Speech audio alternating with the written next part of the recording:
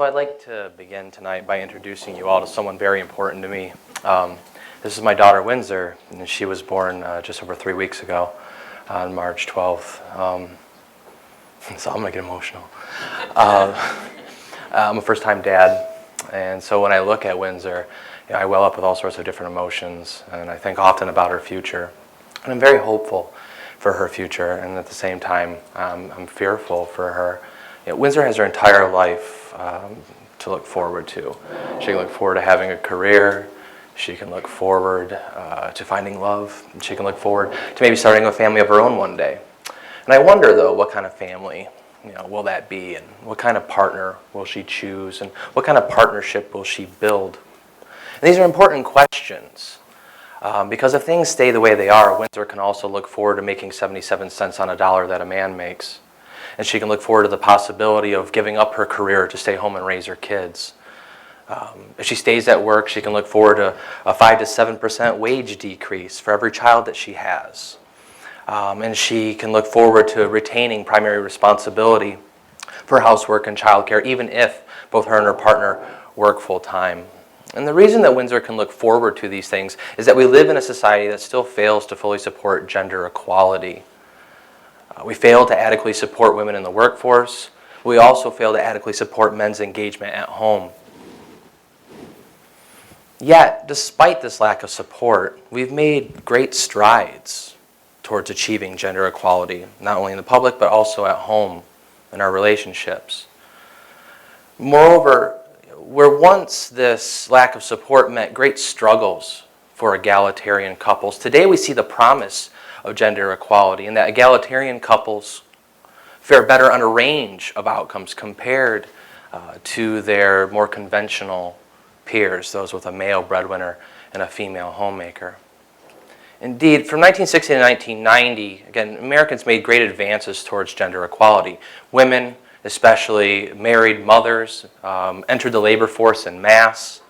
And this resulted in women making significant contributions to family coffers, as a growing number of mothers, both married and unmarried, became breadwinners in their families. Not only did women's lives change, but men's lives changed too. Men more than doubled their performance of routine housework tasks like cooking, cleaning, and laundry, while also increasing the amount of child care they did.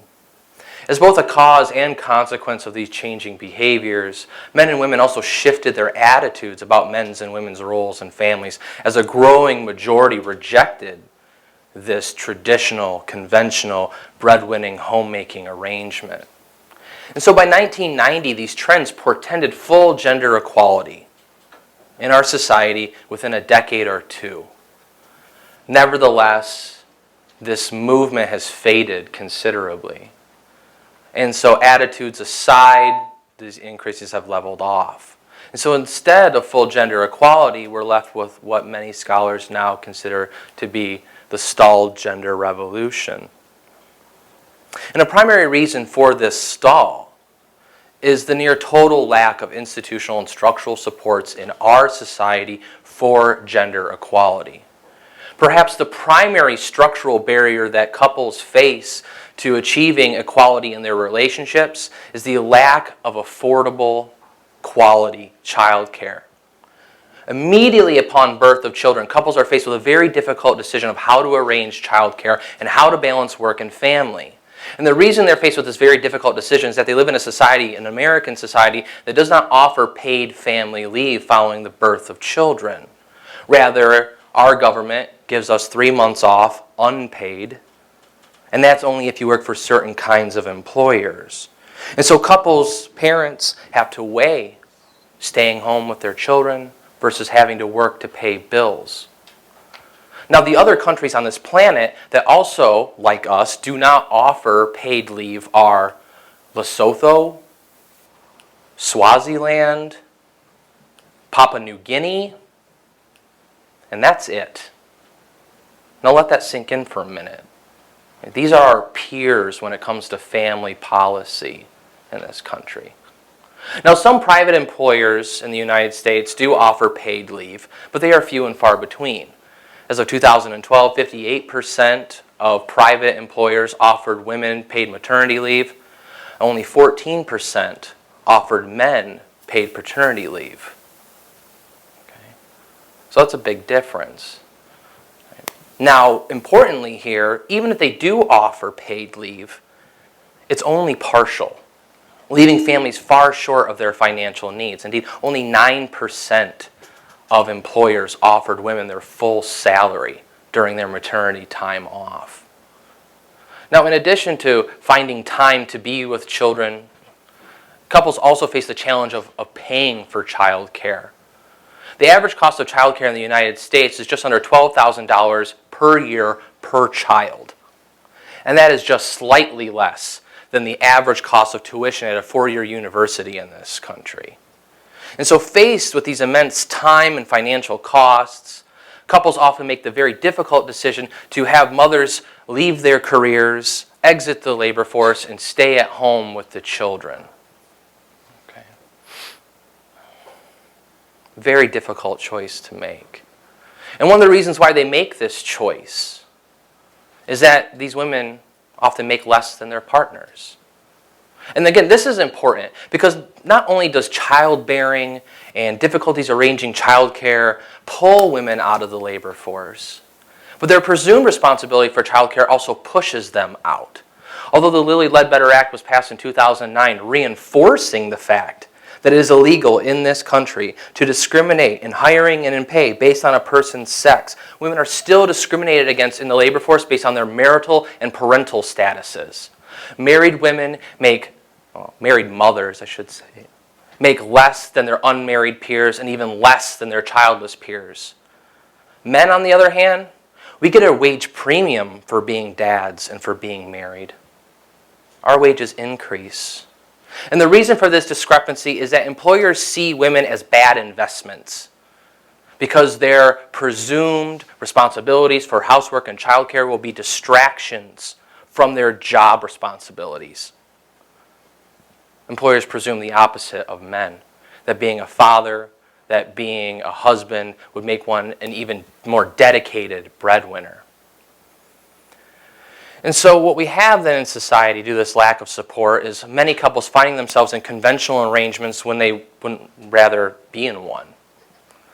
Others find themselves in an incomplete transition towards equality, where both partners might work full-time in the labor force, women retain primary responsibility for housework and childcare, something that Arlie Hochschild, sociologist, labeled the second shift. For those that do manage a rather equal relationship, balancing paid work and unpaid work at home, this consequence is potential conflict and difficulties balancing work and family, difficulties balancing careers and finances with childcare and romance. And as such, egalitarianism has historically been associated with a range of negative outcomes for couples. Less time together, more interpersonal conflict, less sex, less sexual satisfaction, and greater odds of divorce. And although little has changed to accommodate gender equality, something rather miraculous has happened in the last 2 decades. Gender equality has become good for us. For example, Christine Schwartz at the University of Wisconsin-Madison recently conducted a study in which she found that partners who have the same level of education today are less likely to divorce than couples where the male is more educated than the female. And that is a shift over time. My own work with colleagues Amanda Miller, Sharon Sassler, Sarah Hansen, and Andrea Fitzroy shows that when couples share housework and childcare equally, they also fare better on a range of outcomes. Let's start first with everyone's favorite topic, sex. In the past, egalitarian couples had less sex than their conventional counterparts, but this has changed over time, and now egalitarian couples have more sex. The trend over time has been less sex for all couples, which, seriously, folks? But sexual frequency has been increasing for egalitarian couples, and this is the only group for whom this is true. Look at sexual satisfaction. In the past, egalitarian couples were the least satisfied with their sex lives. Again, primarily because of the conflicts and strains that they faced. But today, the gap between them and conventional couples has almost dissipated to the point of non-existence. If we look at how couples split childcare, we see that those who share childcare equally fare better on a whole assortment of factors compared to couples where women are doing all of the childcare. Egalitarian couples here have higher quality relationships. They're more satisfied with their childcare arrangements. They're more satisfied with the amount of sex they're having, and they have higher quality sexual relationships. Now, given all this, the fundamental question then is, why? Why has egalitarianism become good for us when so little has changed to accommodate it? And to be fair, we don't really know yet the answer to this question, although we are working on it. But there are several possible answers. One is that egalitarian couples today have role models to look to.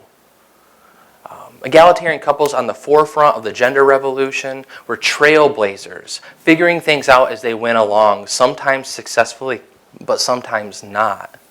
Egalitarian couples today have those examples. I know that my wife and I, when we think about raising Windsor, when we're actually engaged in child care with her, when we think about how to balance raising her with our careers, that we often think about our parents. We use them as guideposts for our own life. Our parents' generation didn't have that example. Another reason why potentially egalitarianism has become good for us is that although little has changed to accommodate it, culturally we become much more fervent proponents of it. And so achieving an egalitarian relationship means that people are achieving exactly what they want, and that means that they're going to be more satisfied with their relationships. Conversely, finding oneself in a conventional relationship is a violation of expectations. It means that people are likely to be very dissatisfied and find those relationships to be problematic. And indeed, we find that this might be an important piece of the puzzle to explain why egalitarianism is good for us. Couples have always seen egalitarian relationships as more fair than conventional relationships, but this difference has increased over time.